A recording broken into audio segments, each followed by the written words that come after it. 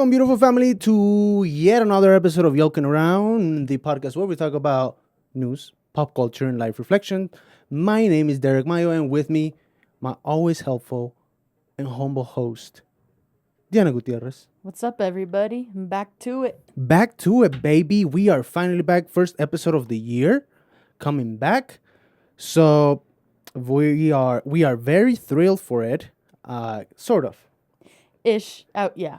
We're sort of It's been thrilled for the year, sort of. It's like you can't. It's one of those things where you say, "Oh, I'm excited to do this," but then you're like, "Oh shit, I might not be able to do that." It's kind of a weird place to be at. You can't even plan. I mean, you can never plan your future with certainty, right? But it's kind of harder to plan things out and be excited for it, I suppose. Yeah, nowadays it is at least. We are coming back from a lot of political movements. We have a new president, quote unquote president in office, more of a con man in office. We got a new oligarchy up in this bitch. Yeah. So it's not necessarily exciting to start the year like that. You know, it's kind of a bummer, a little bit. No, I had a little bit of the holiday blues, and I feel like I always get the holiday blues every year, but this time it hit different because I'm like, as soon as January 20 hits, I'm like, I gotta face reality, and all these fucked up things are gonna be happening. Yeah, it's kind of sad that we have to start January with this type of energy. Like a lot of the times, I mean, I remember a few years back when a new year started, it was like filled with some sort of hope. So now much it's just promise. like dread, and you just want to like not continue living almost in a way, you know. Not to exaggerate, I mean, there's some situations that are definitely like very, very disheartening for a lot of communities, not just us, but it's been a rough start, you know, kind of a crazy start to this the year, and I don't know, it's just scary what the future could bring. I mean, you were talking to your mom this morning, and you know, about like what would you do if they come in and they try to raid. She and was asking me what to do in case ICE comes to her door, which is just a fucked up topic to. I mean, don't get me wrong. I feel like everybody should be having those hard conversations right now. Talk to your family, be there for each other as much as possible. Make a plan. Unfortunately, yeah, if it's crazy shit that we goes have to make down, plans for these shit yeah, now. but you got to stay informed as much as possible. So I was just sharing resources with her that I got shared with that I had received at work about that type of stuff, and I think that's just the best thing I can do right now, even though I feel very powerless. I think that's the best thing I can do is just try to advocate for people and try to spread resources as much as possible. Just be loud, Yeah. don't just sit there and do nothing, Yeah, which is what we plan to do with this podcast as Yeah. well, you know, not just have fun. We'll get into the fun news. Oh, we're starting off with a fun question today. So, Yeah, don't worry. But I feel like it's good to address Right. the elephant in the room, especially for the people that are listening and the viewers that are living in the U.S. currently, us included. We have to kind of address the elephant in the room. Yeah, it just wouldn't be natural to be like, oh, do you guys see that new pygmy hippo that was born named I mean, don't get me wrong, I fucking love Poppy, but I'm not gonna fake it. We're a pygmy family. Yeah, okay? we became a pygmy family. Yeah, literally, he gave me a Mudang calendar. Like I love that calendar, but we got to talk about the hard stuff too, Yeah. I think we would be doing a disfavor to the viewers and Yeah, also for to sure. society. Yeah. I know that our platform is probably very small, you know, it doesn't reach many, but if it can reach some people and if it can at least make some people do some critical thinking and actually evaluate what's going on in today's day and age, I feel like that's important and meaningful to use our platform for that. Of course, and when you think about it, life is really just a string of little actions that people take. It's like the butterfly effect. So Yeah. if any person is listening to this, that's all that matters to me. Is just at least one person willing to give us a chance, Yeah, willing to question their own ideologies, Right. if you're leaning one way or the other, and maybe we can help you kind of find some middle ground and find a way for you to understand what's truly happening, because a lot of people are unaware or they choose not to be aware. And I'm not a politics person, you know. I just don't want to get involved with it. I don't want to deal with it. Yet politics rule you, you know. Exactly. It comes from a lot of privilege to be able to say that you are able to separate your life from politics. Yeah, of course, and it's inevitable. But Diana, before we get into the nitty gritty, There's a bunch. I want to start with something lighthearted. Yeah. Obviously, welcome back once again, year 2025. I was at a work meeting and they brought up a silly question that I took from them. And now I want to ask you this because I'm curious. Because I thought it was kind of a funny type of way it was an icebreaker. You know how they do the icebreakers. And my question to you is, who was your celebrity crush when you were around 13 years old? Your first celebrity crush that you can remember. If anyone, or did you have one? Maybe you didn't have one. I did. Yeah, I did. It's kind of, I mean, I don't want to say it's niche because he's kind of a, I mean, I'll just say it, I guess. It's from a person from Nickelodeon because I grew up on Nickelodeon. Okay. This guy named Devon Werkheiser. Have you ever heard Devon of him? Werkheiser? No, I do not know. What did he came out on? He was on Ned's Declassified. He was the main guy on there. Wow, I do not know that side of Nickelodeon. I'm sorry. Really? Yes, I'm gonna have to really look this good. up. I want to show you that show. It's actually a really good show. Really? Yeah, it teaches you. It kind of is based on 3 people in a friend group. Okay. And Ned, the guy that is the actor that I had a crush on, he gives you tips about how to succeed in school. Okay. But it's mixed in with comedy. There's like storylines, and there's some romance in there as well. So I think it's a really cool and unique show. Okay. Yeah. Okay. And so after he kind of did that show, it wasn't really during that show that I had the crush on him. It was like later when he was maybe like around 16, 17. He kind of had a music career.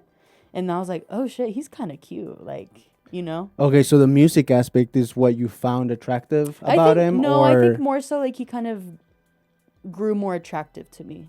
Like physically. Yeah. Physically. What physically did you like? He had blue eyes and brown hair. Okay. So I thought that was really like cute. You know. Yeah.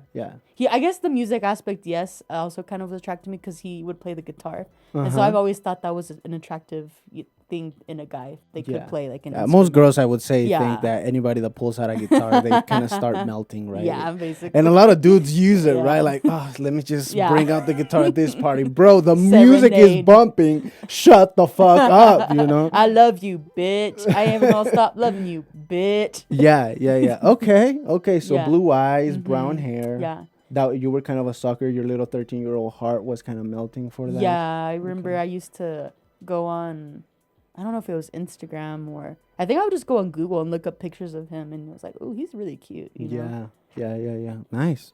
Did you just have an Americanized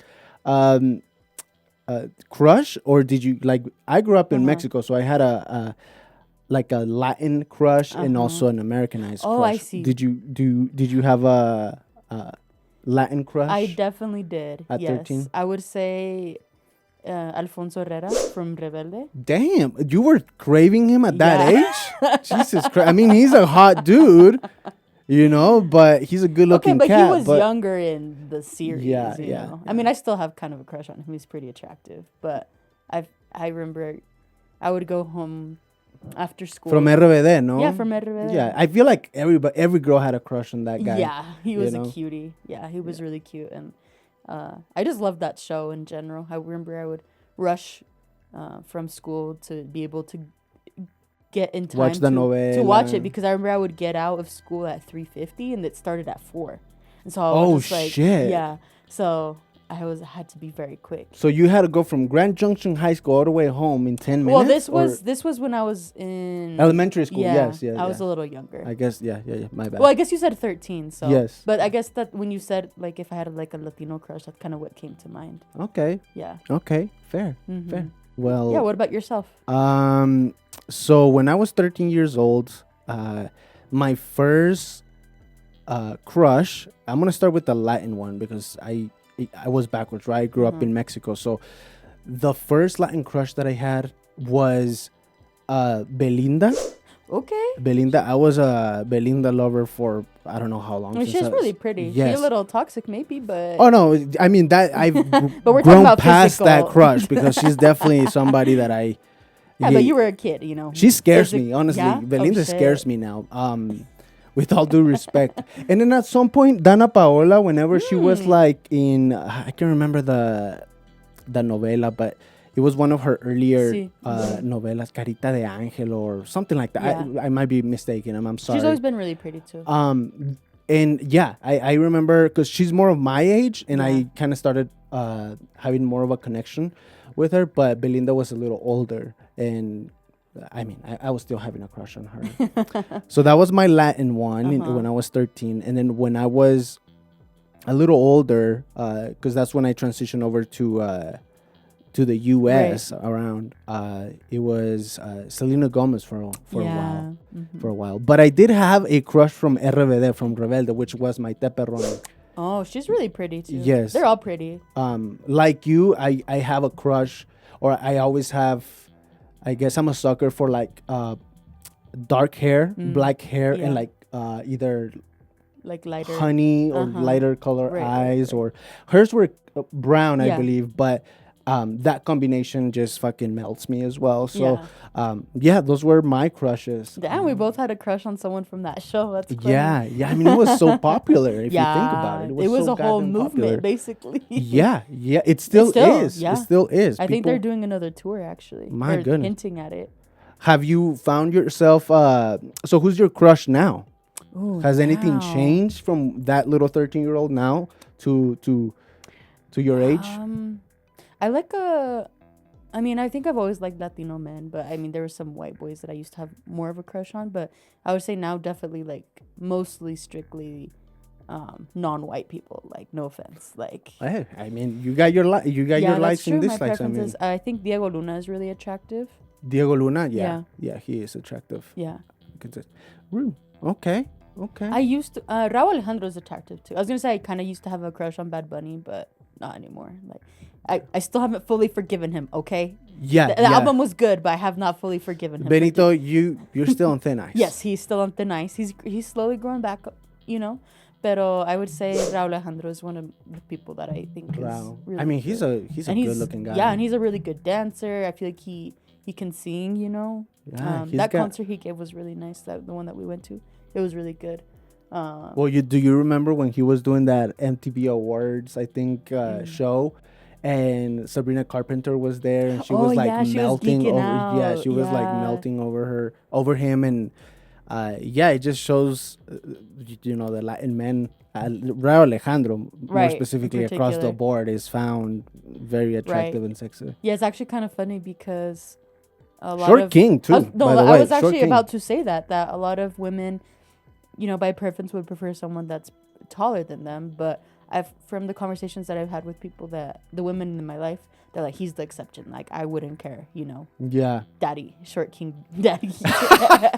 Yeah. Well, there's a whole thing. I think I've talked to you about it, where it said that people that are shorter tend to have like the prettier faces or whatever. Yeah, you had told me that. Yeah. I don't know if it's true, but I've heard rumors along that line. Interesting. Yeah, where they say that people that are shorter tend to have like cuter faces, I guess, or more handsome faces. Yeah, they just have the bad quality, quote unquote, bad quality that they're short. Right. Exactly. Interesting. Whereas taller dudes barely string over a sentence, and they get credit for it. But anyways, that's cool. I think in regards to my crush, I've changed more. Obviously, Latino women, still fire forever. But I think same thing. Demi Lovato has kind of grown into me. I've always had a crush on Demi Lovato, and Dula Peep as well. Dude, I cannot with that one. I'm sorry. She's pretty, but I just look say at her. I look at her and I just see James Charles. I'm not saying James Charles is ugly, by the way. I think he is. Don't summon him. Hi, sister. We're in the YouTube sphere, okay? Hi, sister. No, but I would say James Charles is an attractive man. He has a nice face, Yeah. But I just see him so Too much much in of a her that I'm resemblance, just like, okay, like, I don't know. With me, with Dula Peep, Dua Lipa, I'm just joshing. I think is her voice. I really like her She does voice. have a nice voice. She has that raspy sort of like, I don't know. Like if you hear her in interviews, in talk radios, or whatnot, you that raspiness. Her voice is very sexy to me. Is she British? Like, where's she from? She has an accent, no? Yeah, I think she is from somewhere in England or British. Okay, that's what I but thought. she has I don't want to assume Say here, it the but wrong. Yeah, but I feel like we had a lot of Latino representation in our crushes. yeah, good. Yeah. As it should be. I know you also, one of your crushes is also Rihanna, and mine is ASAP Rocky. Yes, from the black community, definitely Rihanna. Uh-huh. Ah, man, there's some beautiful black women. I know. Man. There's some beautiful. There's I don't know her name, but there's somebody from CNN. I think she hosts a show there, like some news, and every single time I'm at the gym, right, and they put CNN at the gym, which is weird to have news at the gym, especially with no subtitles. I don't know why they don't put fucking subtitles when you're in the treadmill machine. Peeves. Like, what am I supposed to do? Read lips all throughout? Like, goddamn. Either play the music or at least put subtitles. Yeah. Come on. But she's gorgeous. Yeah. I don't know her name, but I've seen her, and she's like I believe she's a host in CNN or some sort of thing like that. But she's gorgeous as well. People of color, man. Yes, all colors. I mean, let's love everybody. Yeah. I mean, recently people have been switching to red note, right? So I've also seen a lot of like Asian people, Chinese people that are gorgeous, right? Men and really women. pretty, and their kitties. And their kitties, they have beautiful cats. Their cats are so cute.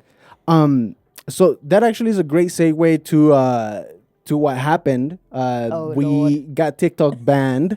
Last time for like 12 hours. Last time we were here. Remember that was the thing up here on the board? Yeah. That it was like TikTok got banned. And we were kind of talking about it, concerned about it. And then literally the day off, the 18th, I believe it was a Saturday. It was Saturday night around 8:30 our time. Yeah.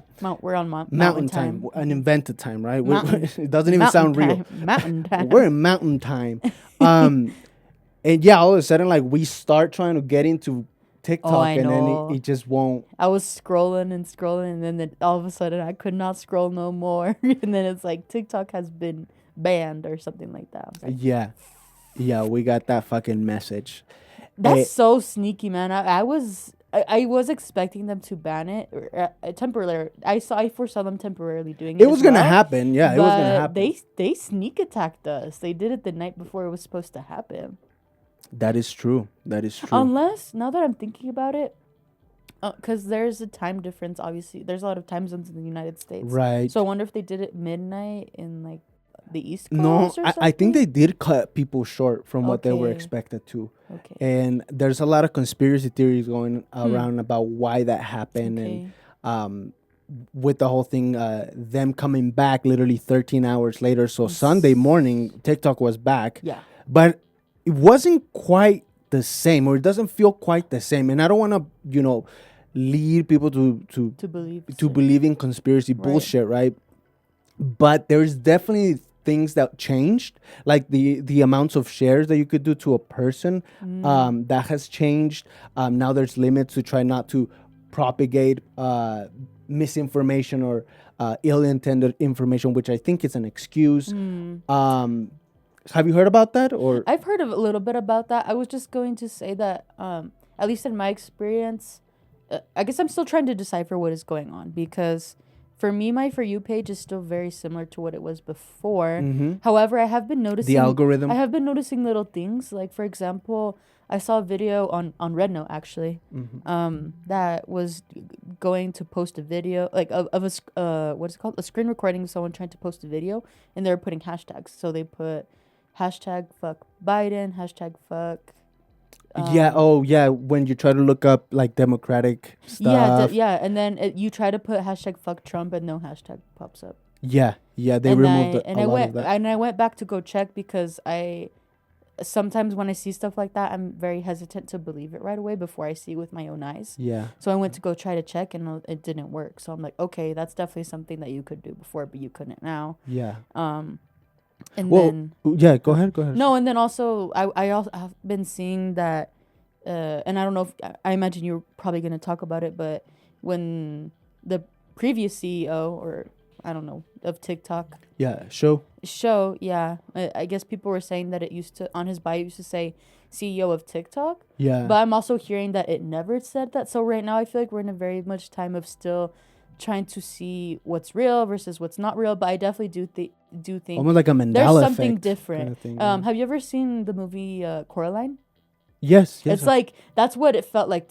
Kind of is feeling like, where they took it away from us and then we come back. And then you're like, it looks like you, but is it really you? You know, Yeah. like when Coraline walks into the kitchen with her mom. And the button eyes. Yeah, and the all button that. eyes, and Yeah. she's like, oh, it's me. Great Yeah. simile. Yeah, I like that. Yeah. It's kind of like that, I feel Yeah. like. So I'm still Like it's gonna bite us in the ass somehow. Yeah, something is very fishy to me. Like, Yeah. it's very sus. Well, I mean, not to mention that whenever the TikTok came back, it came back with a message, right? Congratulating or thanking, pandering to Donald Trump.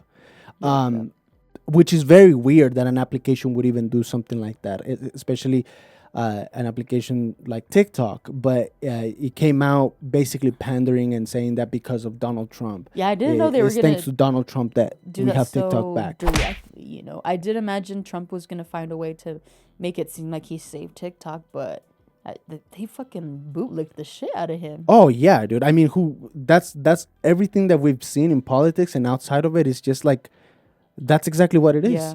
Just pandering and bootlicking, man. They must love leather. That's for sure. They must love leather. But yeah, so it comes back but during that time, people started flocking to another app as a fuck you to the government, really. So funny. It's so ironic, to honestly. the Supreme Court ruling. And this app is called Xiaohongshu, and it's called the Little Red Book. And this app is actually Chinese influence, Chinese government influence. So whatever the government was trying to stay away from, they did Supposedly. the exact opposite, right? Right. People We're flocked not having it. and immigrated to the little to Red Note, or the Little Red Book, as And they it was call actually it. kind of funny because I don't remember if you, I mean, you couldn't read it, but when you created your Red Note account, it had you agree to something, basically. Yeah. And I mean, it was in Chinese or in Mandarin, so I could understand, but I was like, fuck this shit, I'm gonna still agree to it. Apparently, we kind of signed up to basically abide by the Chinese constitution. Right. Which I don't give a fuck about. I just think it's fucking funny. The Chinese constitution is probably better than our constitution. Yeah, that's what at I'm this saying. point, Like, okay, like, yes. Like, if I'm being honest. yeah, honestly, that's what I just think it's so funny that they, because I don't believe they were trying to protect our data. Like, they don't give a fuck about our data. No, they were sell just that trying to shit. make money. They were just trying to make money. Make money and also take away our means of advocacy and our ways of building communities on TikTok. Exactly. I mean, a lot of movements have started off of TikTok because it's how information propagates through the app. It's very hard for it to be controlled by the government in a sense, because it's just like a different type of sharing information, right? Somebody can refute something or a point that somebody has made with facts through like the green screen, where shit's shaky. The and government hates the people to know the facts. Exactly. And apparently so does Mark Zuckerberg. And that's another thing that came into the whole conspiracy thing, that Facebook was found to have a TikTok account now. Yeah. Not just Facebook, but all Meta products, Instagram, Facebook. And this is also very fishy because Mark Zuckerberg has been soccer balls, has suck his balls. Yeah, he wishes he could suck his own balls for sure. He's probably tried. Have you seen his eyes?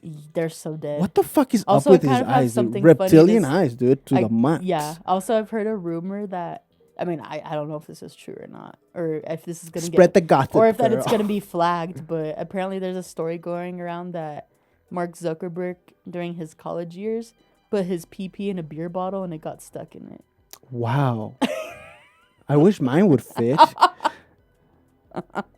You don't. No, I don't. Of course not. That'd be terrible. I just thought that was funny. I'm just like, all right, I don't know. I don't care if So you're saying he has a pencil dick? Yeah, that's what I'm saying. Pencil dick. Pencil dick suck. We love our nicknames in this podcast. I just had to say it. That is funny, actually. But yeah, right. We come back now. Mm-hmm. Meta and Instagram and Facebook have these accounts on TikTok that they just all of a sudden had, and then they had like thousands of followers right off the Yeah, it's bat as very well. sus. Is something is feeling off. It's just not. Something feels off. Like I said, my feed. There's settings on there that you can kind of switch so that you can have the algorithm, work for you or whatever. But I had to physically go in there and do those changes on my TikTok. So Yeah. we're gonna hold still, see what happens. And I also think that it's a great tool to keep spreading a message. Honestly. Same thing. We need to use the tools. Yeah. We need to use the tools. Yeah, and if you guys haven't given Red Note a chance, I honestly do recommend it. It's really cool. I made it, I think, 1 or 2 weeks before the TikTok ban or whatever. Mm-hmm. And I was just playing around with it, and I really like how the Chinese community has been really welcoming. They've kind of Yeah. embraced it. Calling us TikTok refugees. Yeah, and I think they actually really TikTok refugee. I think that's so funny. That was like the most hashtag thing. Yeah, on it was the- on actually the app. super funny. But I think they're kind of, I don't know if maybe relieved is the right word, but I think they're happy that they have the opportunity to show what China's actually like versus what Yeah. we've been told China is like. Yeah, a lot of Westerners are taking the veil off their face, and that was placed there by the Mhm. political propaganda Yeah, of their yeah. own government. Mhm. I've never been to China, but I've known enough of the history of China that I know how much they've evolved as a Yeah. society Mhm. and how advanced they are. So it wasn't so much of a culture shock for me. But a lot of people that have moved to Red Note have found out that is like their way of living is way better than us. Yeah, their quality More of life. advanced quality of life. Have yeah. you seen those videos where they go to the market and they show how actually affordable produce is? Yeah, the groceries. Yeah. And it's probably healthier too. Yeah. It's probably healthier. Less fucking chemicals in that bullshit. I have some facts about Red Note, so Oh, that yeah. if you guys don't know what the hell we're talking about, so you guys have a little bit better context. So Red Note was created back in 2013 as a response to Instagram back in the day. Okay, So it's been around for a minute. yeah, it's been around for a minute, and it's not quite like TikTok. Douyin is the actual TikTok version of the Chinese app. Oh, interesting. But it's like TikTok, right? I was gonna say it right now. I feel like my For You page is very similar to. For You page. I don't know what they Yeah. call their page. I don't know. But I guess trending, your trending trending page, page maybe your trending page. is right now is very similar to it's. I'm like building what my For You page used to be on TikTok, so it's possible. Just Yeah. wanted to throw that out there. Yeah, but it is mostly used for food recommendations, travel, fashion, and makeup, to name a few, right?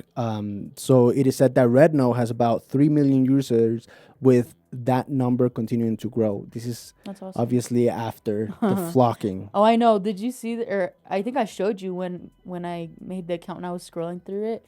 I can't remember which day it was, but there was a day where the site pretty much just crashed because they couldn't handle the influx of people. Yeah.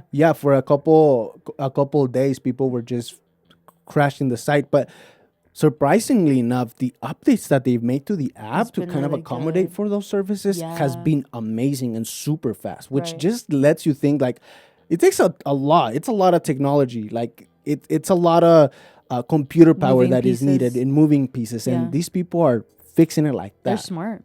Yeah, it is said that about 700,000 people created a Red Note account within the time frame that TikTok was gone. Wow.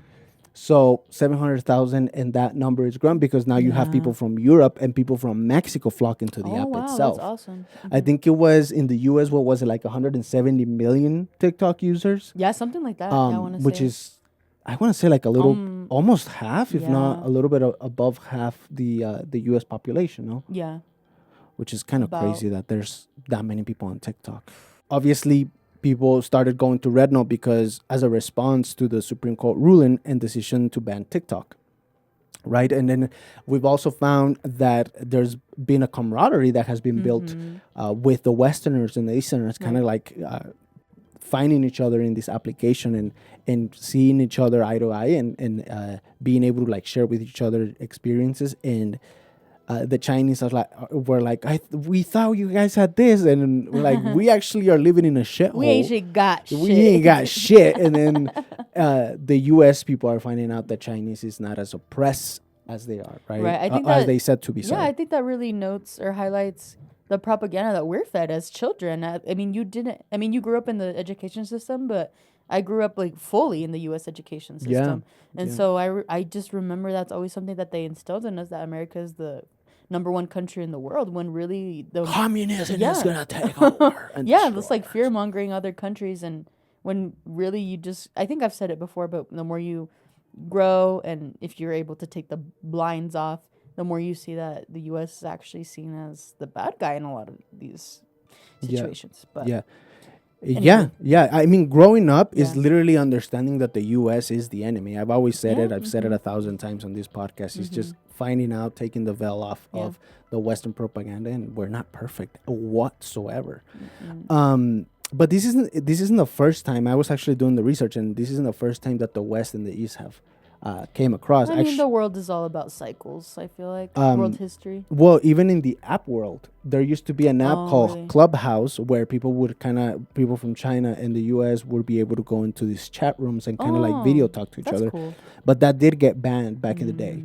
I Interesting. think it was banned by the Chinese government as well. So I Okay. just want to be Yeah. unbiased here, right? Yeah. And then obviously with the removal of TikTok, they also remove applications affiliated with ByteDance, right? The mother, the corporate mother behind all this, which was CapCut, Lemonade. So when people now when people try to download TikTok, people that thought TikTok was gonna be gone, they took it off their phone, and then you look it up in the App Store or Google Store, and you can't find it anymore. I know people that it happened to. They're like, well, it was gonna get banned, so I just it got banned, so what's the point I was of having it on my close. phone? I was close to doing that. I was Interesting. very fucking close to. I don't know why I just didn't do it, but I was very close to just deleting it. But now you have people selling their phones with TikTok installed in their iPhones. Oh my god! For up to like $2,500. Oh fuck! Not it becoming a side hustle. Yeah, dude. Shit. Yeah, it's kind of crazy. That's how you know you're addicted, though. If you're like, well, I guess in this case, you got that talk, man. Scratching yourself. Jesus Christ. I need that algorithm, man. TikTok is back, but like I said, we feel like it's part of its soul is kind of gone. Like you said, the Caroline reference was actually perfect. We are also in Red Note. Find us in Red Note. Give it a thumbs like, whatever it is. What is your tag? I believe is Yolking TV. Yolking TV. Yeah, Yolking TV. Yolking TV. Yes. Mine is Diana X Gutierrez. There you go. Sweet, short and sweet. Short and sweet. But yeah, it's really cool. I'm liking it a lot, and for now, I'm only keeping TikTok I was telling you, mostly for investigative purposes, just to kind of see for myself what it's like. But I do see myself kind of deleting it at some point. If it becomes too much. It's kind of like that, like a toxic ex that's like, oh, I've changed, but they've changed for the worse. This is the thing. When that happens with relationships, if you break up, don't take my advice, right? But if you break up, I'm a firm believer of like, if there was some potential, some actual love in there, to give that person a second chance. Oh yeah, for sure. I do believe in second chances. Yeah. In second chance scenarios. In certain scenarios, obviously, certain scenarios. Like I said, love has to be like the main thing, right? Yeah. Love. Okay, maybe they did change, right? Right. So give it a second chance. If they fuck that second chance, they done. Respectfully, get the fuck out. Get the fuck out of my life, respectfully. Fool me once, shame on you. Yeah, exactly. So we're in that stage, right? We're trying to same with like Benito with Bad Bunny. I feel like we're in that stage. Okay, we're gonna give you another shot, Chico. We'll see how it goes. But you got to build the trust again. You got to build the trust. Exactly. Yeah. It's work. That part is actually what makes or break that second chance, because depending on what happened in the relationship, right? But that trust aspect is very, very hard. One of the things that I found out when I was young is that trust is one of those things that you can't buy it. You just can't. It just happens. I remember doing something like staying in school and lying about it to my mom. And then she found out.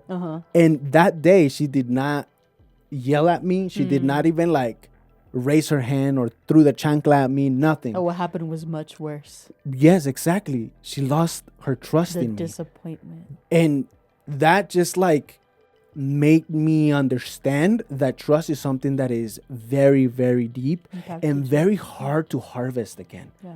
Very hard to cultivate because there's a defensive aspect, right? There's a defensive aspect from the other subject, right? So be careful with what you do with trust. But some cool things that we found on RedNo, I just want to go over some of those cool things, is that like I said, Chinese creators have made videos showing how different and advanced China is in comparison to the US.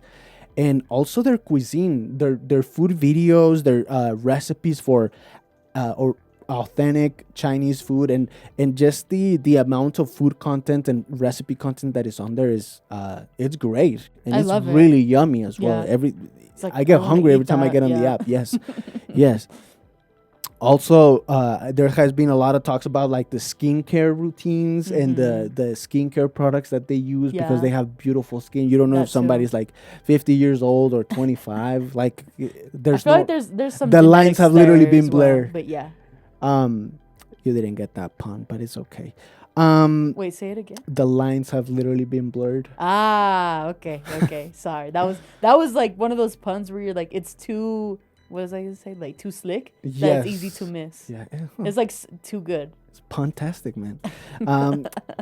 Also, the technology.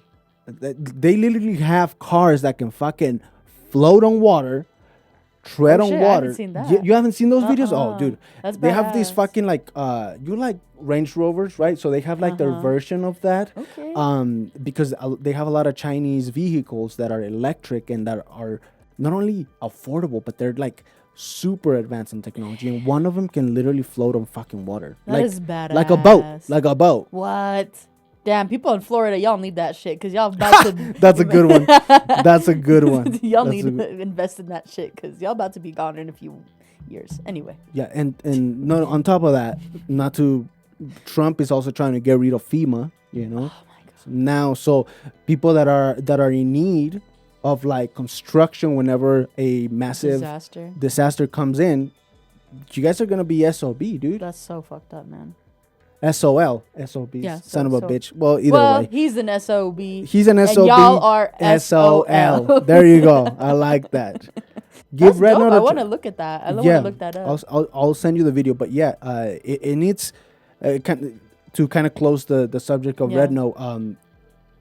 Don't be fooled. I mean, Donald Trump was responsible for trying to ban TikTok in the first place. Yeah, since COVID.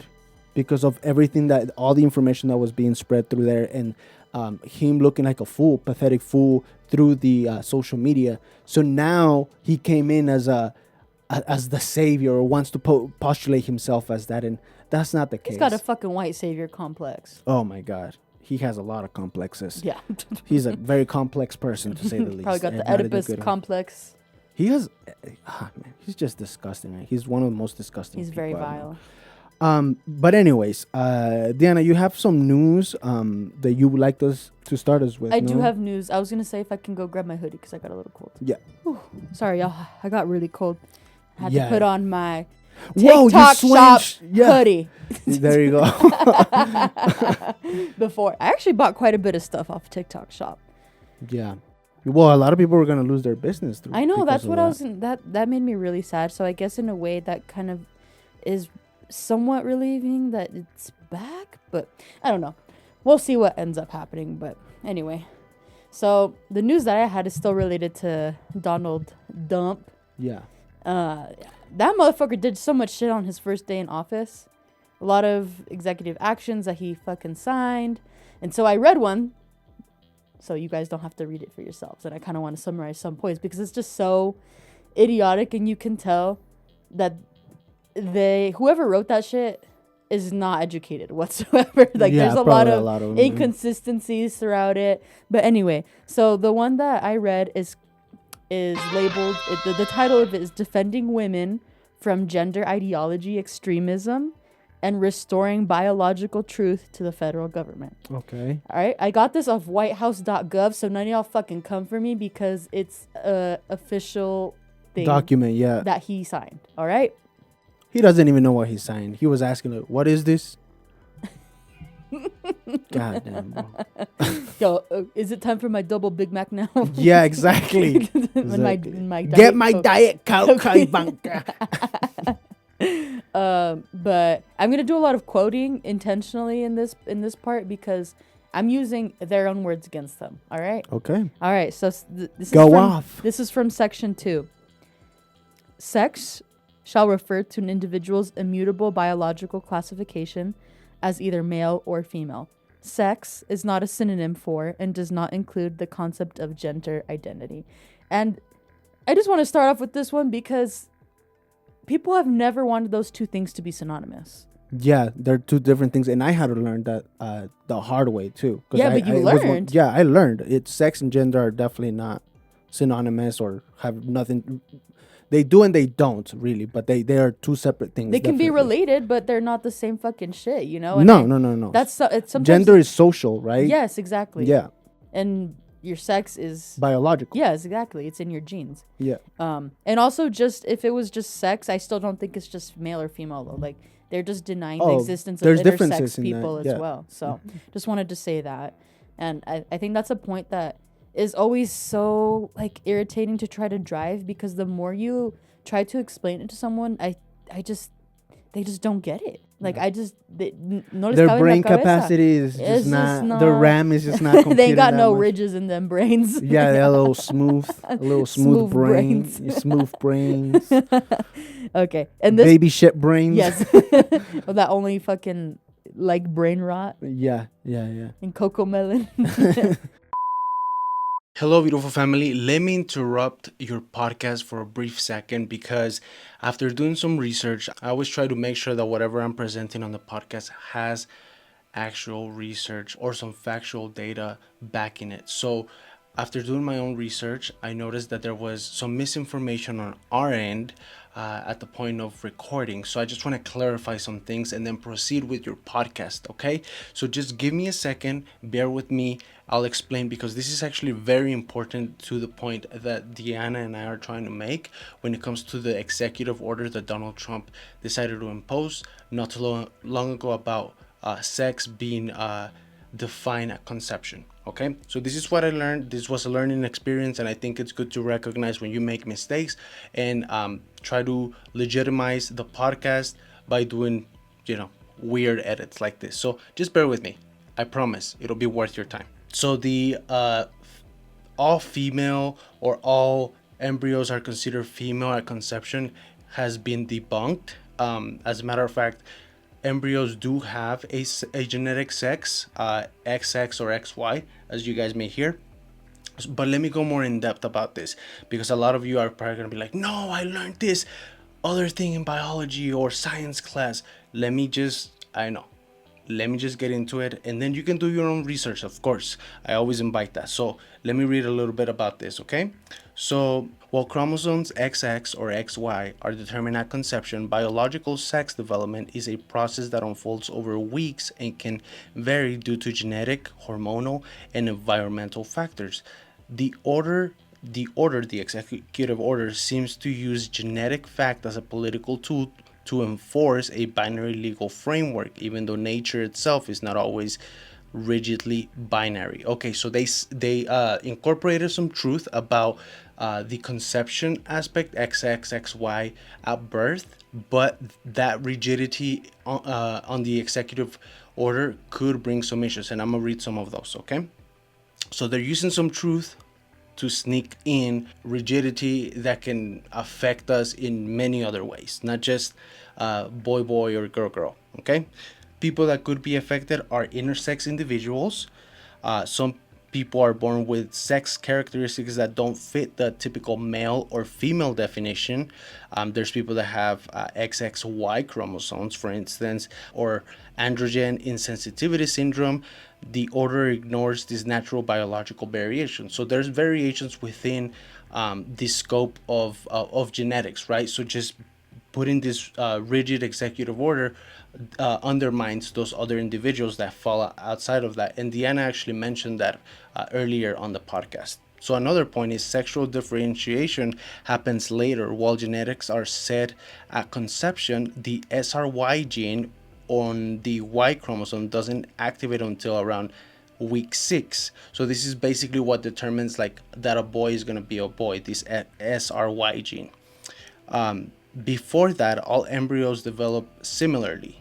So a way to understand this is we're basically sexless or physically sexless when we are embryos, but then due to hormones and other scientific aspects, we start developing whether it is going to be testes or ovaries and all of that. So the order implies a strict female or male distinction, and these from the start, when in reality development should be more fluid, right? Legal and medical ramifications. If the government legally defines sex as strictly determined at conception, it could impact transgender and intersex rights, as I mentioned before.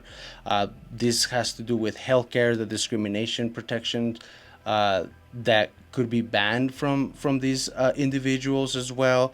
Reproductive rights, potential implication for abortion laws, for fertility treatments, and even birth control. So it can affect those things. Medical care, intersex babies could be forced into unnecessary surgeries to conform to a binary definition from the get-go. So that's also very dangerous. So in conclusion, the executive order takes a biological truth, chromosomes that exist at conception, and uses it to enforce a rigid framework that ignores natural human diversity. It treats biology as a fixed and unchanging framework, when in reality development is complex and sometimes ambiguous, right? That's my spiel. I just wanted to take a couple minutes to kind of debunk what I found, because I believe in spreading, truth, and or at least anything that could resemble that and get close to that. So I did my research. That's what I found. You do your own research. Thank you so much for kind of tuning in and giving us grace. So now let's get back to the podcast. I'll summarize this next point, but it's basically saying that in any agency or like, for example, if you're a federal employee, any documents that you have can no longer have the word gender. It has to all be sex. So that's obviously transphobic and just every type of phobic, Yeah, which is, again, we're making such a big deal. Like the right complains about like these gender politics and this wokeness that they've kind of like misinterpreted completely. And there's some arguments to be made with the whole wokeism, Yeah, of course. But the whole thing is that they've made such a big deal about like transgender people. It doesn't make sense because it's only a small amount of people that are transgender. Less than 1% of people in the United States are transgender. Like, no mames, like what the fuck? Like, why are we paying so much attention? It's the same thing. Why are you so obsessed with me? Exactly. It's just like, it's not that big of a deal. It really isn't. And then half those motherfuckers have that kink. Right. They're closeted as fuck. Yeah, they are. That's what it fucking is. People are just scared to fuck. fucking like be who you are. Like, honestly, if Donald Trump were to come out and be like, "I'm gay," I'd be like, "Okay." We can tell. I mean, him gender. And fucking. He's Elon, wears this type of heels. Yes. And then he wears makeup. He wears. I mean, homeboy. Toupee, whatever. Full drag. Like, if you really think about it, one way or another, he's representing himself through a character. Exactly. And that character happens to have body modifications to himself. Okay. Yeah, those things are actually the wearing heels, the wearing the toupees. Those, he doesn't realize that those are gender affirming care. Yeah, one way or another. Yeah. Here's a good example too. Like a lot of men, and I don't think there's anything wrong with it, don't get me wrong. Men that get hair plugs, because they want to like feel more confident as like a man, basically. That to me, I categorize that as gender affirming, right? Because they're gonna feel more like a man if they have more hair. Yeah. It's confidence. It's feeling close to who you are. Yeah, exactly. Right? Exactly. That's all it is. Yeah. And it's a personal decision. Yeah. Just like my body, my choice type of thing. Yeah. Like, whatever you want to do with your body is your choice. We should not be that involved in people's, if they want to do something to their body, it's very traumatic and very intense. Right. So even taking that decision, like if you're somebody in the it's not trans a light- community, it's not a light yeah. decision, but it's a decision that they have and that they should have. Yeah, they should have the Period. right. Like we should not get involved. Like if you do, you know, the government has nothing to do with like what you do to your body, and you know, but at the same time they do, because then they give us shit food, right? That's Facts. contaminated to the brim, giving us cancer with pesticides. But in that, we're not gonna get involved, right? Free market. Yeah, there was a lot of shit that I mean, I hadn't read about it much, but there was also kind of something like kind of beef going on with entre Mexico and United States, right? With corn. Yeah, trans genetic corn. Yeah, I won't speak much about it because I haven't read that much about it, but I did kind of hear that there was something. We don't want your corn. Is what Mexico is saying, you know. Yeah, they're for biodiversity, basically. Yeah, because I heard that type of corn, that seed in that corn is very much, very, when it's cultivated, is very, it dominates. It's a dominative type of corn species. Yes. So other corn will kind of like fall to it. The birds pollinate, or the wind helps pollinate different crops. That those seeds of that pollen goes.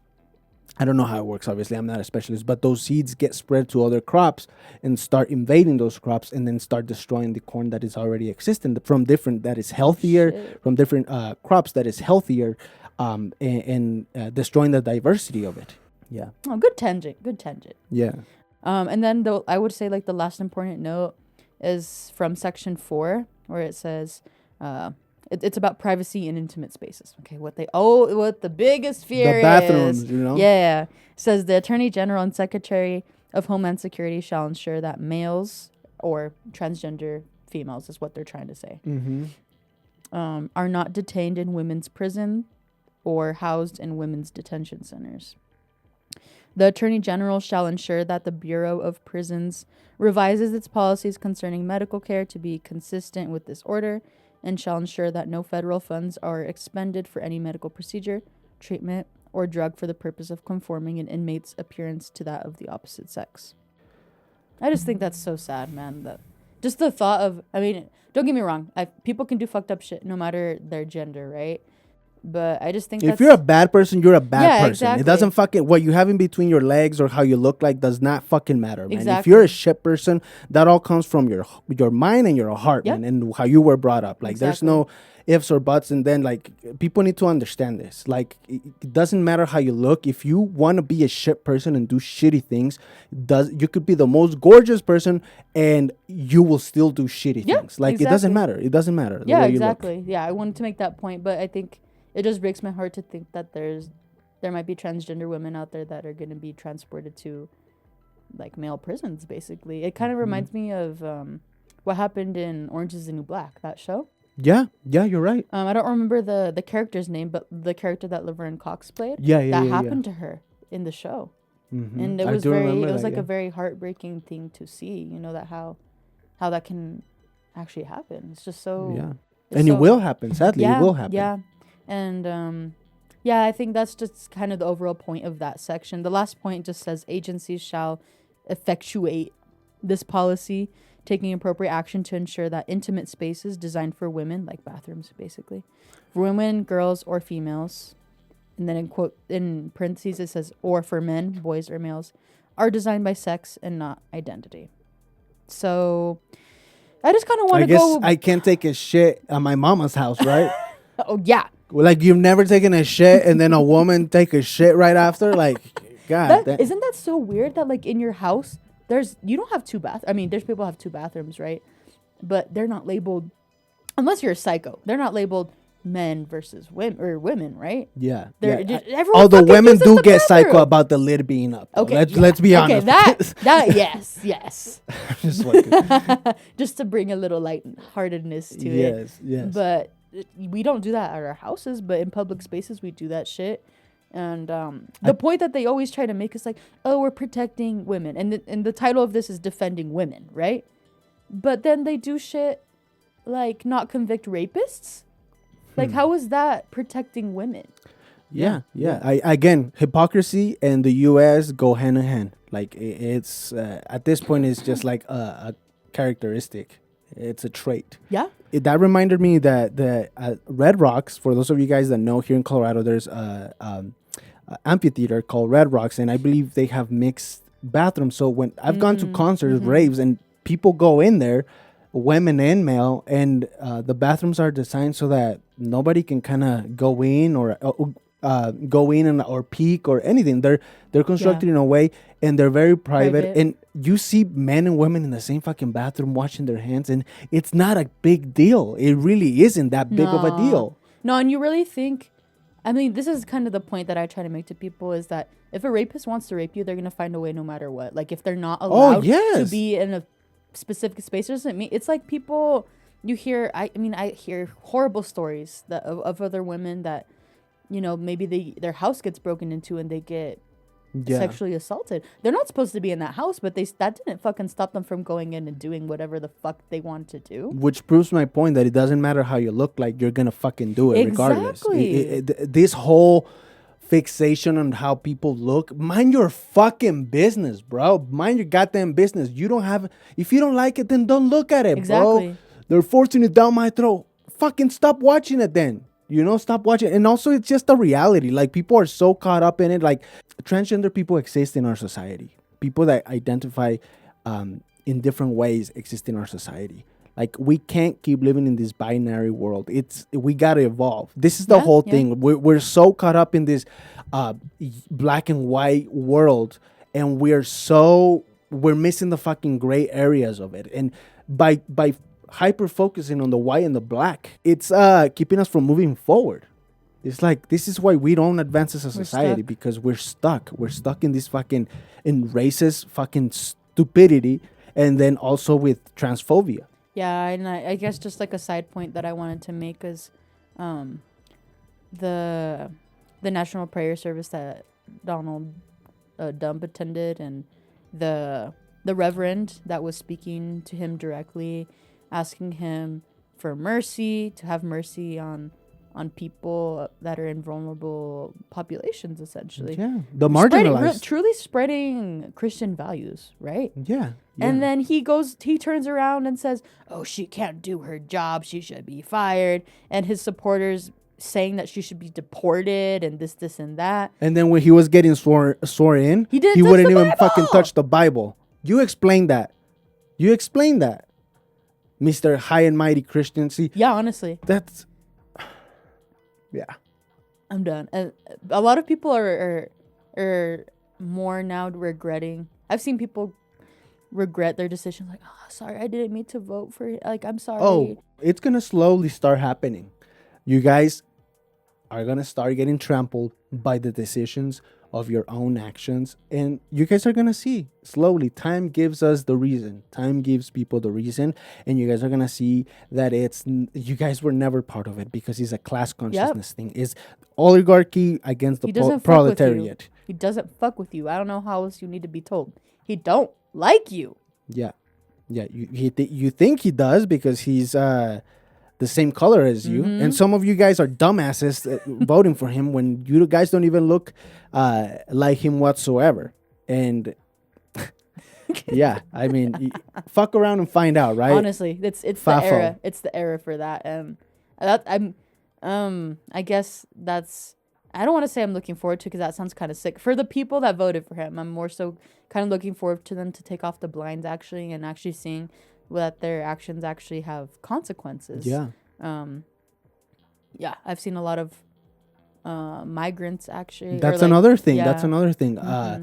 The migrant raids that are starting to happen in different parts of the U.S. in major cities, and people are scared now. Did you see that a lot of migrants are self-deporting? The Texas border has been crazy. Yeah, a lot of people, honestly, honestly, good in the sense that we don't need to be dealing with this bullshit, dude. Like, we don't need. No, they deserve better. We have a place to. Yeah, we all do. Yeah. We all do, and it's just fucking ridiculous that it has gone to this point, right? And then prices of food are probably gonna go up because then nobody's picking the crops because they're getting rotten. and eaten by the birds in the fucking fields because nobody's out there picking them because they're scared to go to work because of the raids. Yeah. So it's the snake eating itself. It's the just, I snake think eating just itself. hypocrisy is just the biggest way to describe them. Bigotry too. Like, the bigotry, the racism and bigotry. Yeah, it is because bigotry. And it's interesting that it's all Hispanics. Like, it's only because to them we're all Mexicans, right? So it's only the You're Mexican. all Mexican. Yeah, and apparently we are such a big threat, just because we are trying to come here, be law-abiding citizens, and pay taxes. Oh my God, God fear us all, right? Jesus, and that's been another thing, right? Among the executive actions that he has tried to sign, he also the birthright citizenship. Yeah, is also another thing, and then trying to even take it away from Native Americans. That is the biggest slap in the face, honestly. To tell that to me personally, it's in the fucking name, guy. Like, well, they fuck you, man. It's on the fucking name. It's so ridiculous, man. The biggest slap in the face. It's just so frustrating, man. It's like, how do they they're just so blind. It's a cult.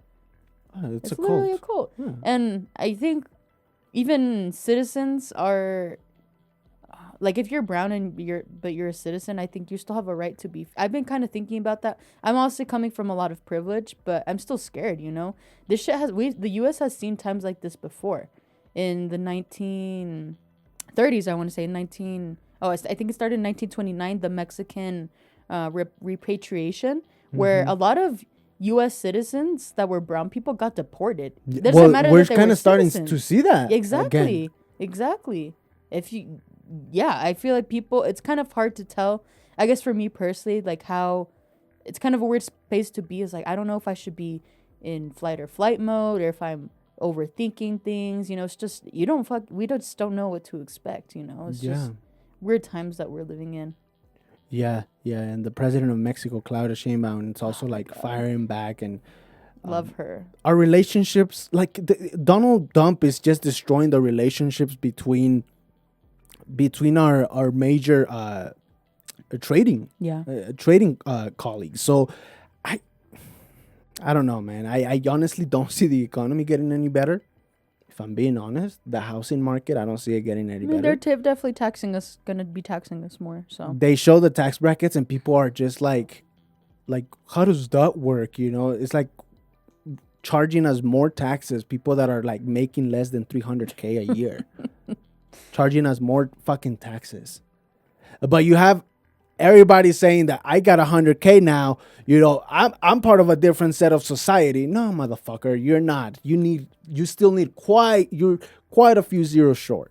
Quite a few zeros short. Yeah, I think really people don't know, still can't differentiate, or I guess grasp how different a million is versus a billion.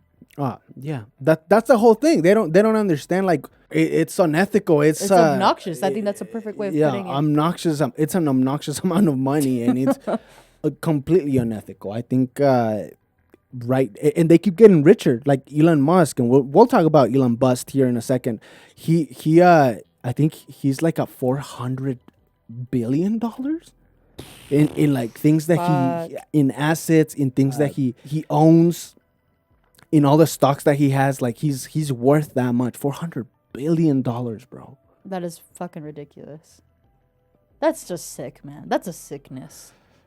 And I mean, Mark Zuckerberg, all of these guys were Jeff Bezos. They were at the Trump inauguration as well. Oh yeah, I want to fucking talk about the people that were there. Go ahead. Yeah, so that's the other set of news that I had, right? Whenever the people that got invited to the Trump inauguration, obviously TikTok was back because he wanted everybody to see his fucking putrid face on social media. I fucking didn't see it. Fuck that shit. And then obviously the oligarchs, right? The people that control the techno bros that control a lot of the Silicon Valley, which was Mark Zuckerberg, soccer balls, Elon Bust, and the guy from Google, CEO of Google, and also I think the guy from TikTok as well had a space in there. And, I'm not sure. And there was another guy, Jeff Bezos, right? The guy from Amazon. They were all there, front row seat. Which, tell me we're not in an oligarchy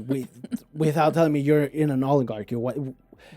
basically having these tech bros, these billionaires that are manipulating the way society works through technology and also through the policies that they are pushing for and lobbying for. Like, tell me that's not control over people. Oh yeah, there's That's no way. exactly Yeah, dot by dot what an oligarchy Yep. is, man. God damn. no way around it.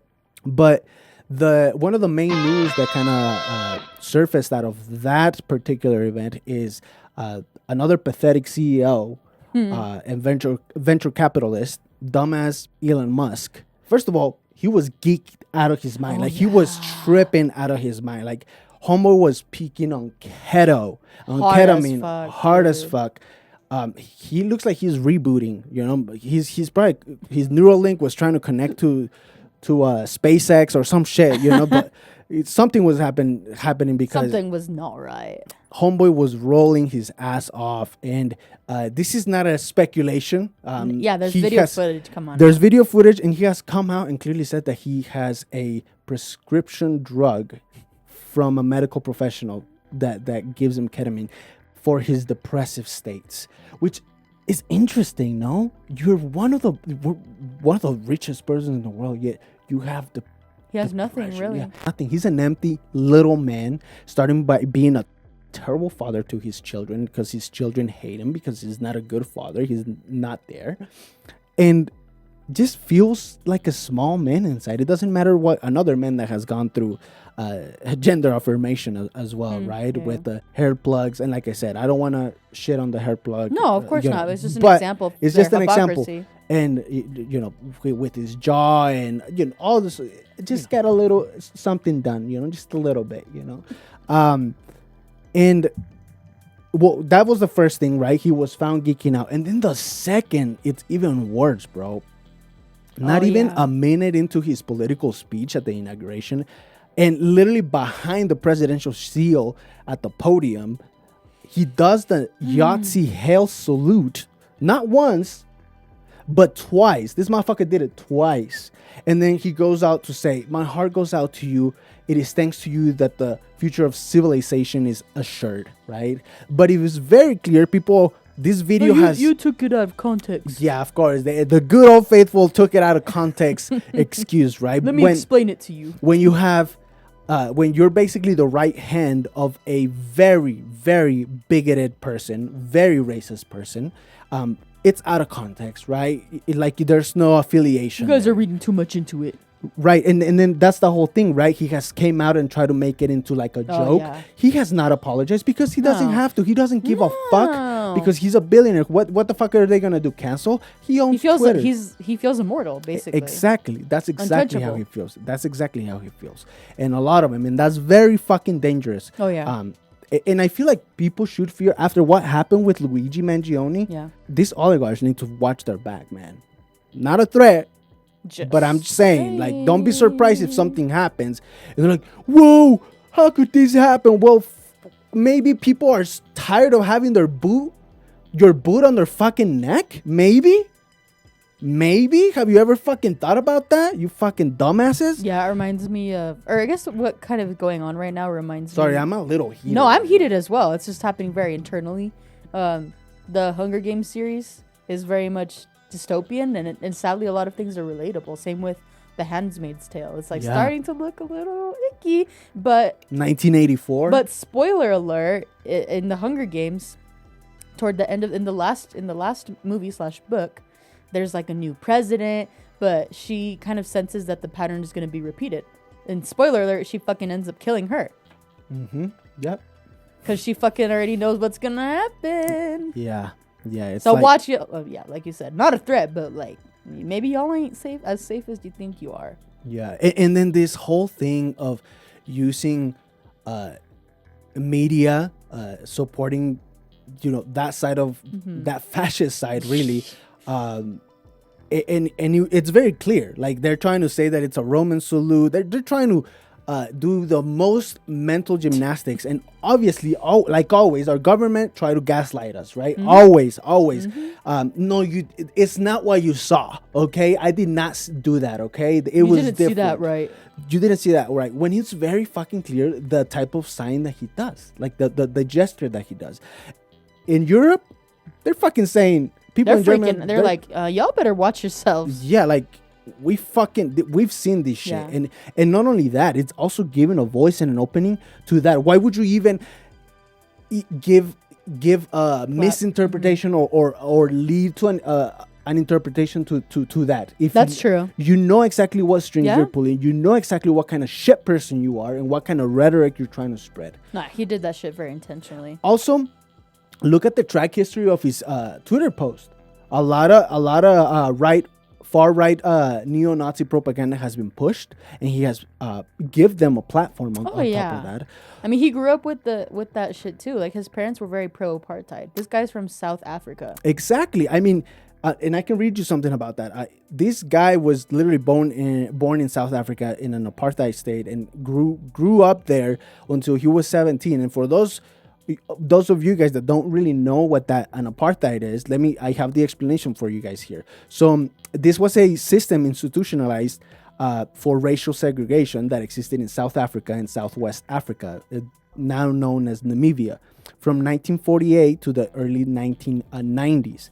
It was characterized by an authoritarian political culture based on Baskap or bossship or bosshood, which ensured that South Africa was dominated politically, socially, and economically by the nation's minority white population. So the white population was holding the political, the social, and the economic power.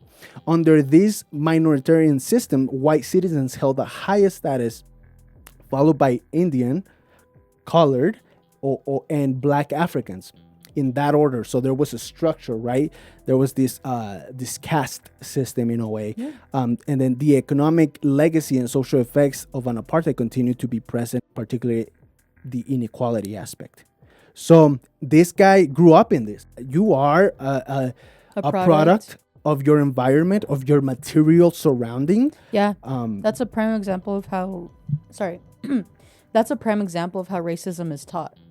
Exactly. That's exactly correct. And then now they're trying to eradicate it by banning books, certain types of books, and not talking about it by changing school curriculum, basically dumbifying it and sort of pushing it even more under the rug, filtering shit. So it doesn't matter how you look at it. The mental gymnastics and attempts to clear his name is just plainly ridiculous. There's no defending points. And then again, colored people that defend people like Elon Musk, people like Donald Trump, just end up looking stupid to me. Like clowns. Yeah, clowns. I'm sorry. It's just what it is.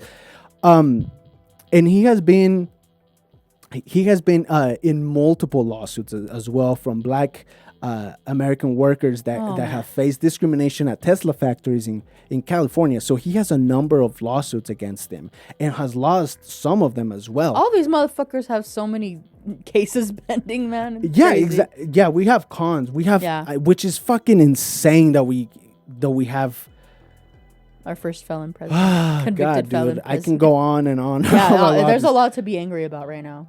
A lot of people are trying to say that it's out of context, like, right, this salute. But then just look at his affiliation and proximity to Donald Trump. Like, it's a clear example of two bigots that are currently trying to change the U.S. Constitution as a whole. Yeah. Plain and simple. It reminds me of a good saying that says, tell me who you hang out with and I tell you who and how you are. Yeah, that's right? facts. Or another one. There's no worse blind man than the one who doesn't want to see.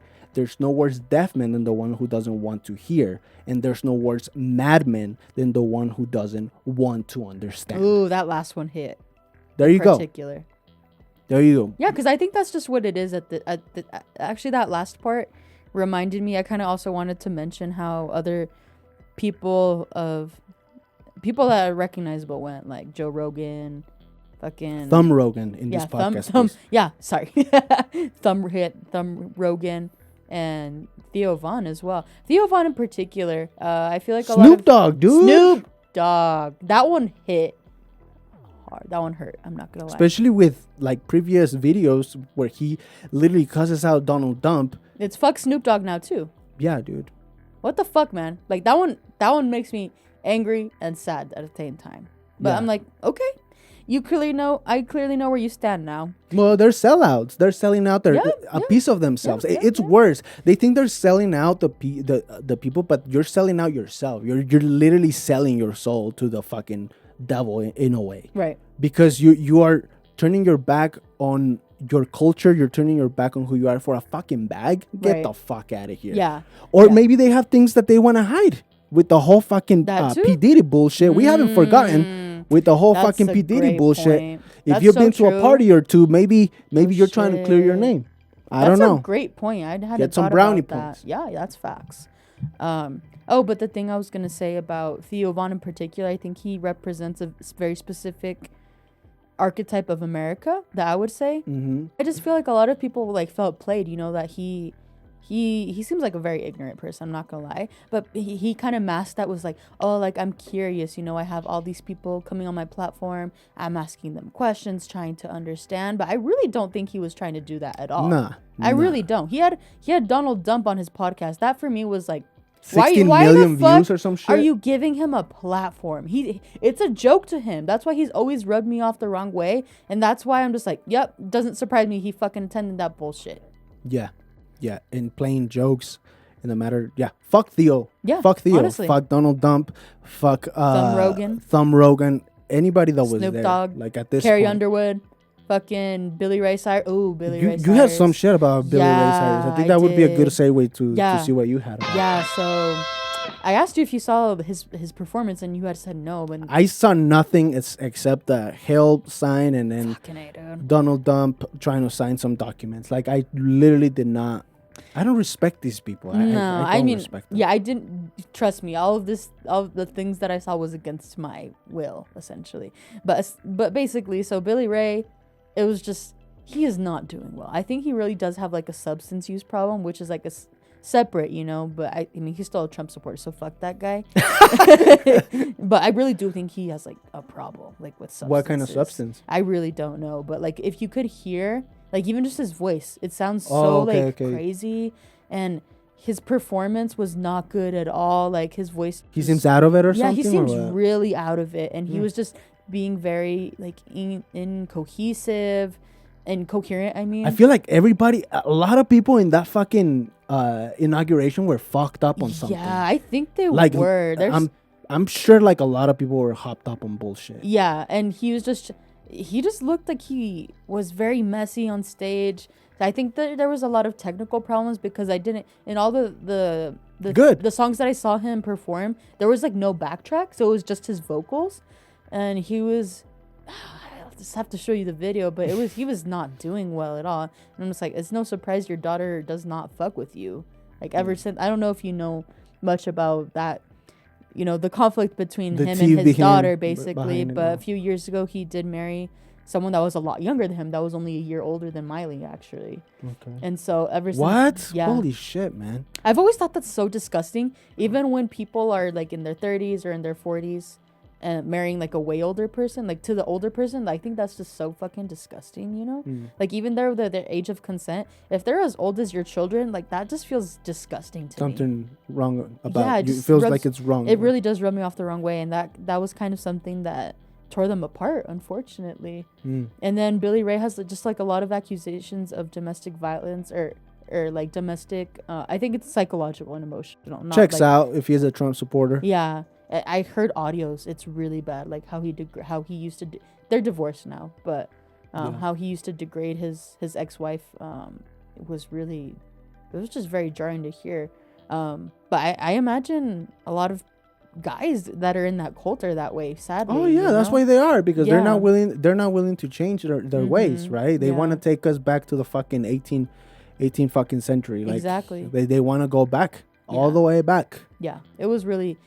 I won't repeat a lot of the things he said because it gets really dark, I would say, and I don't want to like get flagged or anything. But we're probably gonna get flagged anyway for all the things that we're talking about. We don't monetize, so it's okay. That's true. We're speaking our truth. We're speaking our truth for now. Once maybe I'll turn into a venture capitalist once. No, but there was a lot of technical issues with like the inauguration performances. Carrie Underwood too.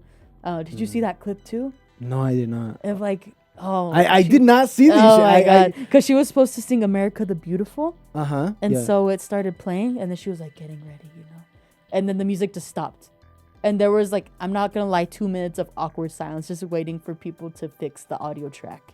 Nice. Nice. Cherry on top. Cherry on top. That just tells you. And then I'm sorry, but since we're in the whole topic of like pop culture and like the Melania's outfit. The memeable outfit. The Hamburglar. The Hamburglar, and then that has a brim this big. Like, what the fuck? Like, terrible fashion choices coming up from the far right, man. Doesn't matter how you look at it. Yeah, and God I mean, we did that podcast about the MAGA fashion show. You guys should go back and watch that one. It was funny. Yeah. But yeah, they're not fashion savvy. Yeah. Just to end that, you know, fuck everybody that went to the inauguration. Yeah. Except for obviously the people that didn't really have a choice. Yeah, yeah. I mean, Michelle Obama didn't show up, and she had a choice. Oh, that's cool. Obama was there, which I'm not a big fan of the Democrats either. You know? No, I mean, we're more like, I mean, I'll speak for myself. I'm more of a leftist, and I recently learned that too, that there's a difference between being a liberal and a leftist. Yes, of course. Which I think was really like eye opening. I was like, a lot of people still get him confused. Yeah. A lot of people still get him confused. Yeah. Yeah, you told me that. I was like, oh shit, that's really cool. I like that. It's a really big difference. Yeah. Basically, just to test my understanding, basically, like liberals are still for capitalism versus leftists are anti-capitalistic, right? Yes. That's essentially like the biggest distinguisher. Yes, in a sense, yeah. So they've kind of like took the actual left has been merged into the liberal left, which is very it's still on the right side of the political spectrum, just with like some different ideologies and tweaks to like the way they view the market system and how the economy should be ran. Right. But they've taken this title and affiliated it with actual left, which if you go to the actual left, you'll find things like socialism and communism, right? And currently in the world that we live in is a capitalistic world, right? So we are very much intertwined with it, and we're trying to like escape that, kind of, really, not really, but being on the left does not mean being liberal. Like, you're still very much on the right side, and that's the whole problem with Obama. You know, the problem with liberals is that, and this is a quote that I learned from a YouTuber that I watch and follow, is that the problem of the liberals is that they always overpromise and underperform. I see. So what that causes is a very aggressive far right, because people get tired. Oh. So what happens? Obama goes in, there's the fucking market crash, there's the fucking wars, genocide. They're doing the same things that a Republican would do, right? But what happens is that the shift leaves people kind of angered in a way. So what happens? It creates a very reactionary right. Interesting. So it's like a trap door. Exactly. It's just what we're seeing, and it's just that oscillation of power between one or the other. But they're all bought by the same companies. America is 3 companies, right? Vanguard, BlackRock, and some other one, right? But it's 3 companies. It's not Democrats or Republicans. They're all in each other's pockets. It's corporations.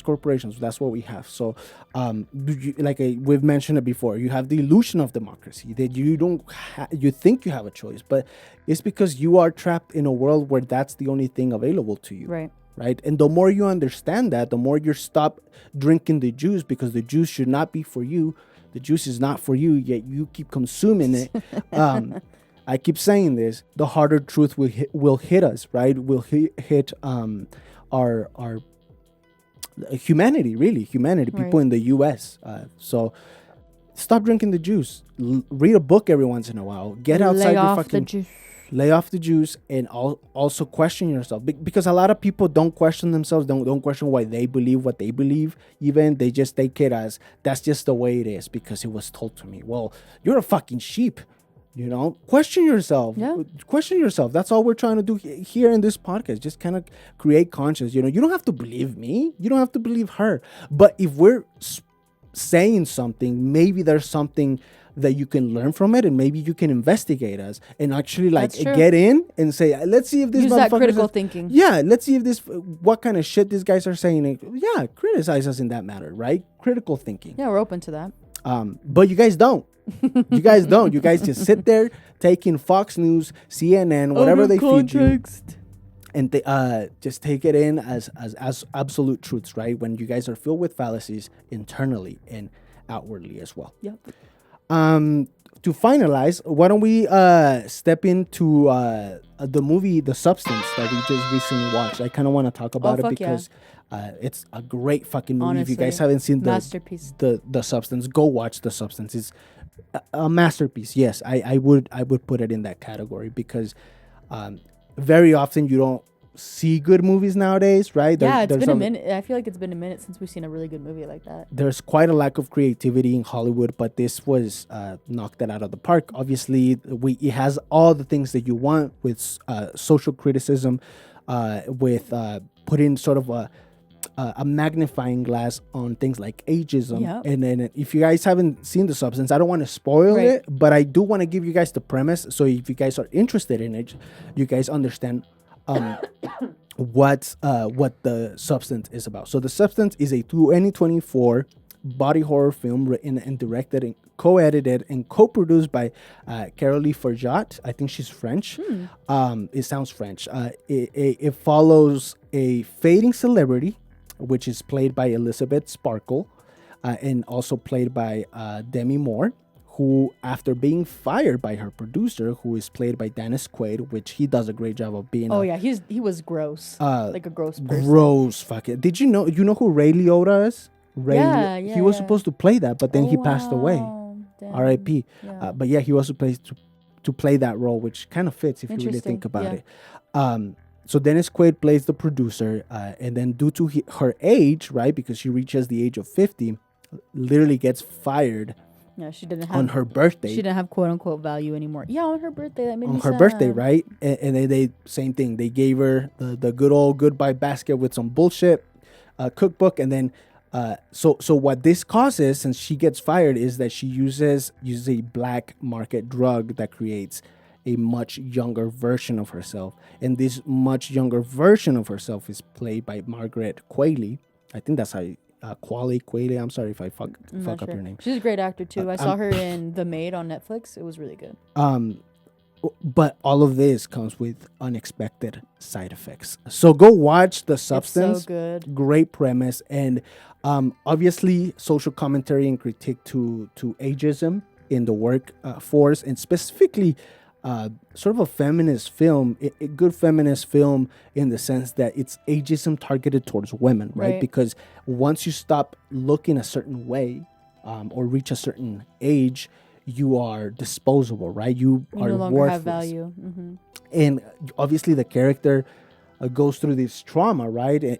Because they have faced their whole personality and value of themselves in their looks, right? So it's very much a criticism to that, and also on how hyper fixated we are in people's looks. Again, bringing that back in the way society looks, right? Specifically women in this case. Right. And I think also it was a good commentary on how humans potentially, if given the chance to, how greedy humans can be as well. Oh yeah, if we have the technology, yeah, how deep in the shit. And not greedy necessarily like monetarily, but in other ways. I don't want to say it directly because I don't want to spoil it as well. Yeah. But I also think that like that was a good interplay between, you know, the commentary of ageism versus you know, the ego. The ego. That is a good way of putting it. Yeah. Yes. Thank you. And obviously the acting was phenomenal. I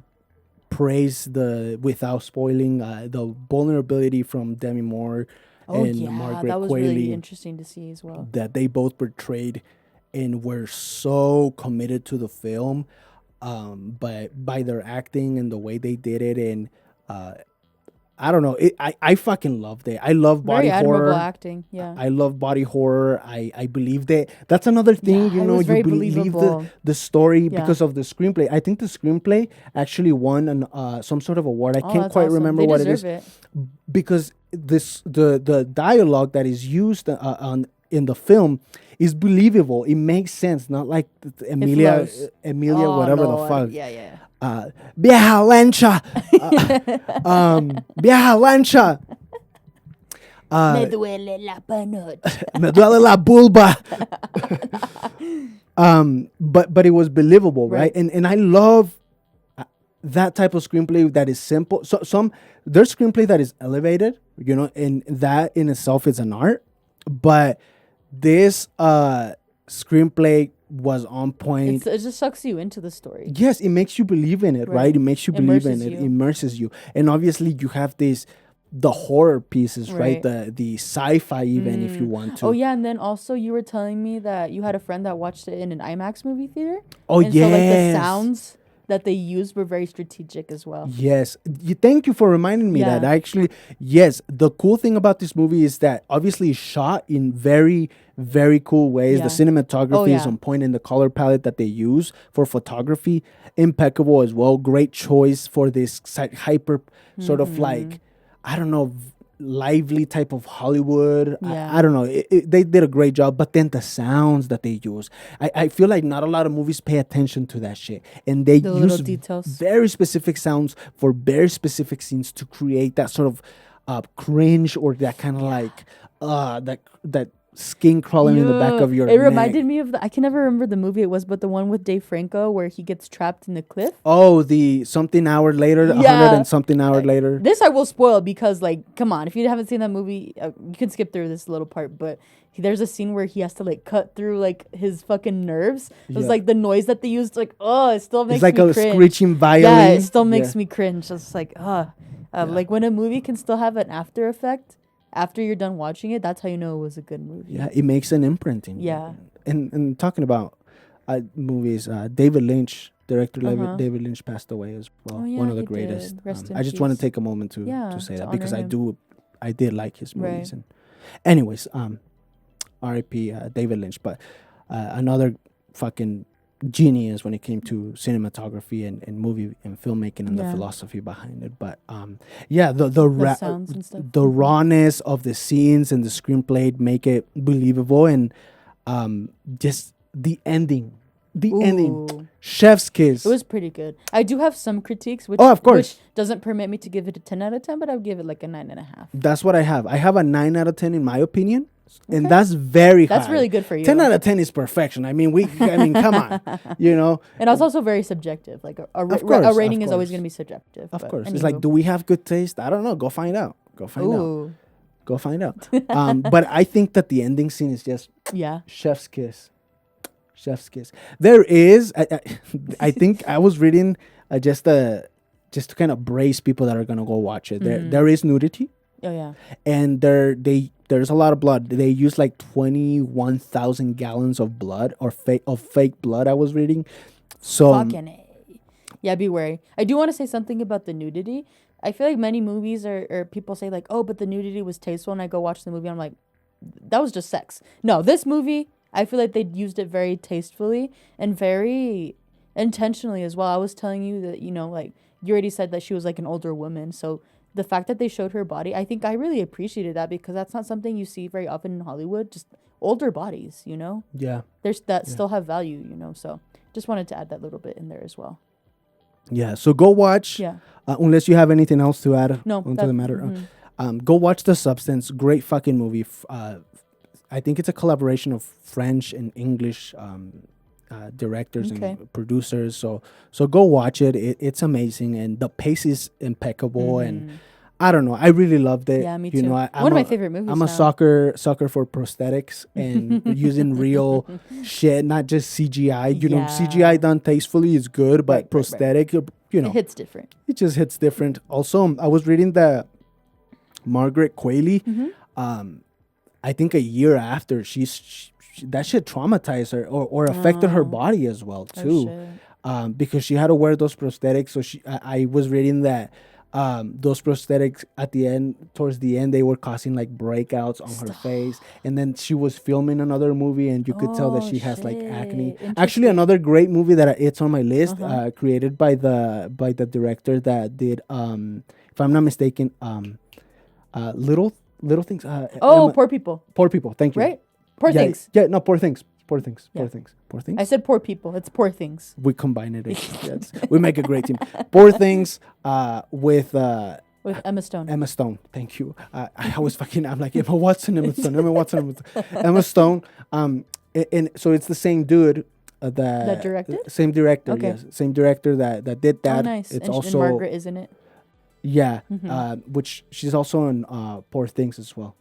Oh yeah, she is. Yeah. I forgot about that. You're right. Yeah. So there's another movie that came out. I think it's Kinds of Kindness or Types of Kindness. Oh, my friend barely recommended that to me. Yeah, that's We definitely should on my watch watch that list. one. Oh yeah, She said it was We'll watch really it. good. Yeah. I heard good things about it as well. Great directing and also great casting. So Yes.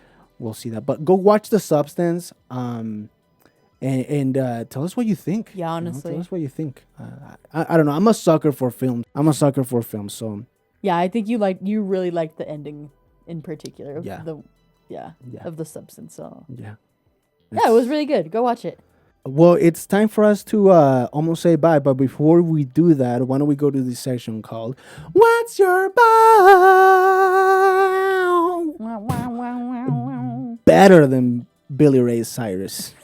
Honestly, that was better. Thank you. I'm not gonna lie. So Diana, to finalize, what is a bop that you've been listening to throughout the week or throughout the month? I mean, we've been gone for almost a month. That's true. We did have a little break because of the holidays and whatnot. But I would say this week in particular, I've been listening to an older song that was trending more in 2016. Okay, love it. Yeah, it's gonna be FDT by YG. FDT by YG. Okay. Haven't heard it. Yes, you have. How does it go? Fuck Donald Trump. Oh, I remember that yes. shit. Them blasting that shit. Yes. In my car the TikTok videos of them blasting the music. Yeah. That's a good one. Good throwback song. Yeah, for the good week. throwback song. Good throwback song. Let's make that shit trending again. Yeah. TikTok, make it happen, please. That's awesome. Yeah. So it's FDT by YG. By YG. Shout out to YG. That's a lot of letters. So mine actually has letters as well. Okay. Because it comes from Bad Bunny's new album, DTMF, or Debí Tirar Más Fotos.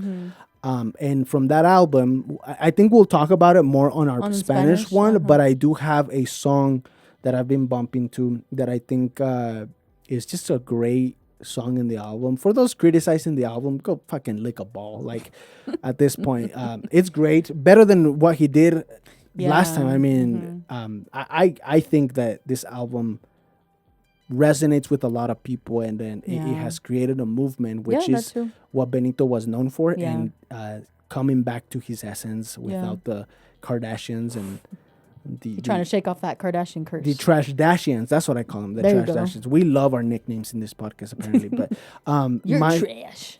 My song from that album, and if you haven't heard the album, go listen to it.